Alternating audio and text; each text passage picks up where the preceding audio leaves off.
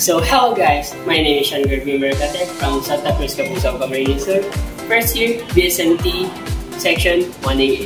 And this is my project in robotic communication and JEC5.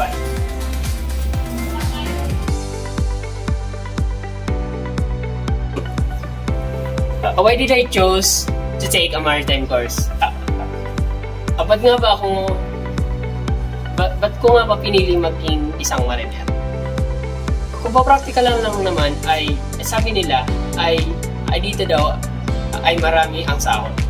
And tulad rin ng aking mga tito ay naging rin sila isang seafarer. At simula nung bata pa kasi ako, ayun na ang aking pangarap na maging isang seaman. At gusto ko rin ipakita sa lahat na ipakita sa lahat na kaya ko ang aking pangarap.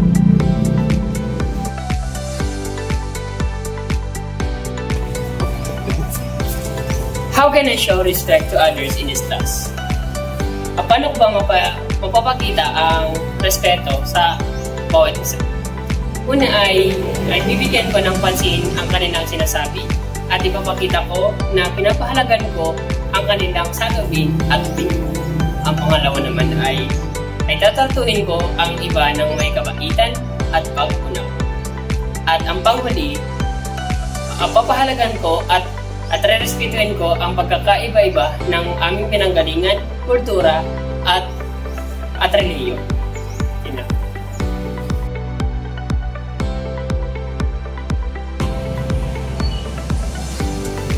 At sa loob ng 5 taon, ako ay naging isang successful na seaman. At natutupad ko na rin ang aking pangarap sa aking pamilya na maihahon sila sa karera. Nakabili rin ako ng bahay, lupa, at aking ibang mga bagay na pinapangarap. Nakabuo na rin ako ng aking sariling pamilya at nagpapasalamat ako sa Diyos na ibinigay niya sa akin. At kung may plano pa man ang Diyos sa akin na iba at darating sa aking buhay, patuloy pa rin ako magpapasalamat at mananalig sa Kanya.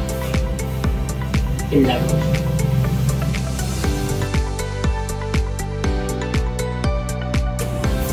Ano nga ba ang aking papamana sa mundo o sa aking lugar?